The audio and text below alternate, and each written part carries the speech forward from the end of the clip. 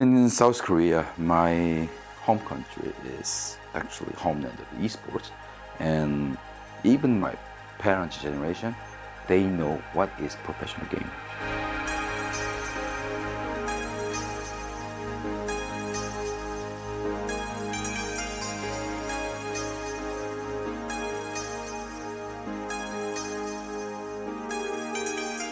A lot of the professional gamers in Western world, they studying and gaming as well. What we call professional gamer in China or Korea, that means full-time job. They woke up 2 p.m. and then they will study for the individual training, and then they going to start actual practice from the 5 to 6 p.m. They playing until the midnight. And after that, they will make the team discussion for what they did in today. Not only just discussion, but they actually training to fix it by themselves until like 4 to 5 a.m. Their practice time per day is like I think more than 10 hours. Almost everything will be monitored, and that's the kind of typical system of Korean esports.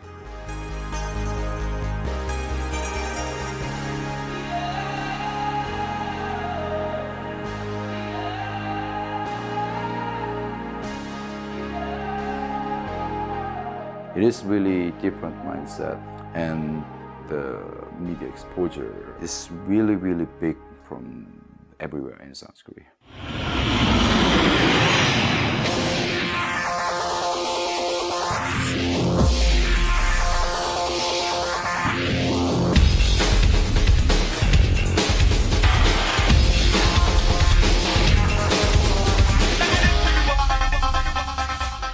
Our job, especially our coaching staff's job, is let them understanding this is not only just for fun, but it's more than serious than you.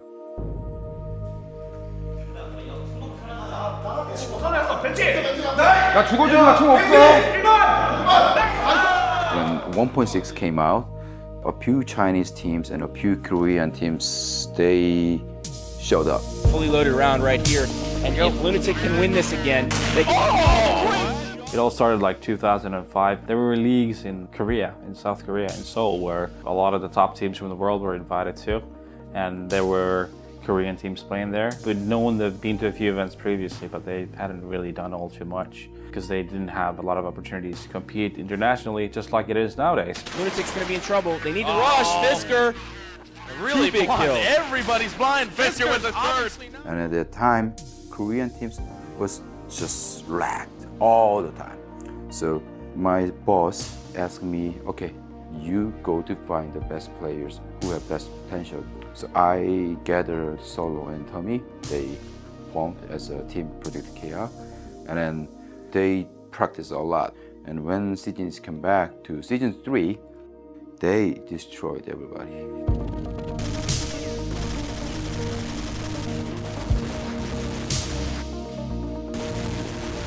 Even I still remember the one moment, this was like a semi-final against NIP. Even Heaton was in the active lineup, but Solo just make the ace. I couldn't believe that moment. That was a huge moment, like a Korean CounterStrike scene. And even the Chinese CounterStrike team, WMV, they won that tournament. WMV has won the championship, WEG 2005 Season 3. Project KR that eventually became We Made Fox and Eastro afterwards. They had a lot of international high placings in big tournaments. The next year, 2006, was when we saw the first real results from the Asian teams. I think one thing that really separated the Asian teams was that their work ethic is just immense. They could dry run things for like 10 hours, you know, going through strats, practicing smokes and flashes, and they would be able to just win route on how good they were at aiming. Unfortunately not. The buy back now. Oh my God. Oh, Savage just The biggest star for me has to be Solo.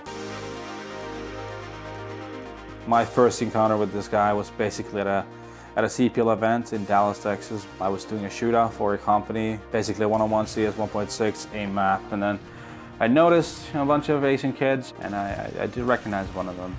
He's the one that sat down I was looking at him like, I know this guy from somewhere.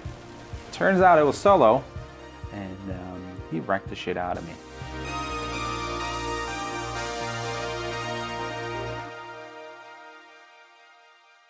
Before I joined to this organization, the team owner, his name is Choi, he asked me what about the potential of the CounterStrike global offensive. At that time, we brought the one team in Korea to our brand, and then I recommend that we need to some veteran to coaching them. So we brought Termi as a coach. But when they actually started the practice, Termi realized that he still have a chance, and his old teammate from the We Made Fox, they all had a full-time job, but I realized that the one guy, Solo, he's the key.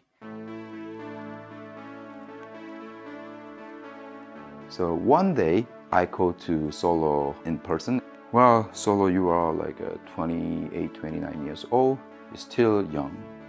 One thing if I want to say you right now is, when you going to die, are you satisfied and happy, or are you going to regret the entire life? And then he said, no. That's how we have a 2 squad.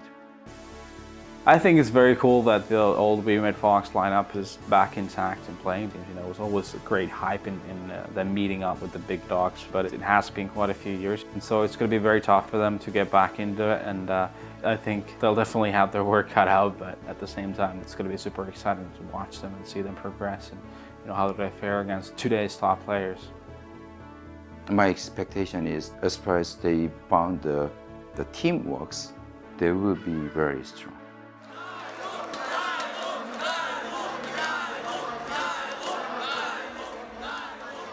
To make this game truly global, we definitely need to have the Asians as a part of it, because they bring this very different idea of what grinding the game truly means. They'll play the game until their fingers bleed.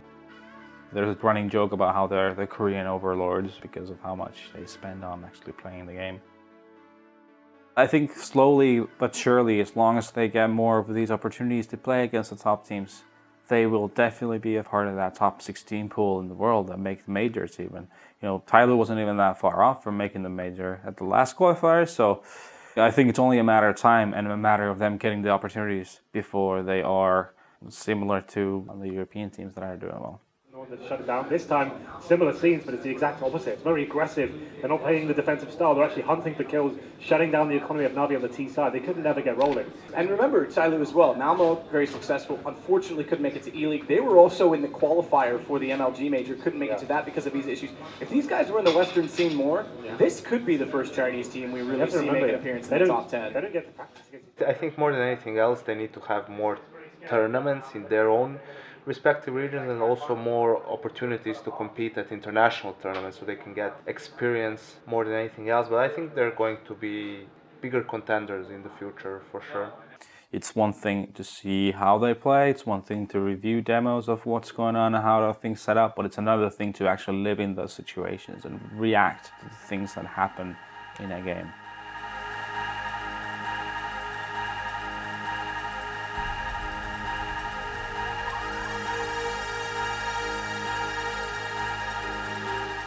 .6, as I wear the t-shirt behind of the players. Yeah, 1.6 small number, huge memory.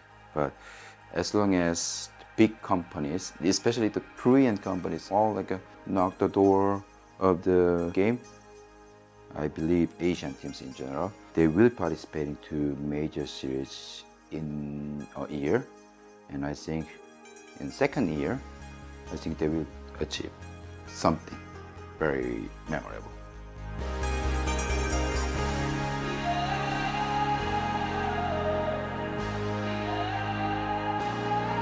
It's like a time bomb. We know it's going to be exploded very soon. More like we are coming.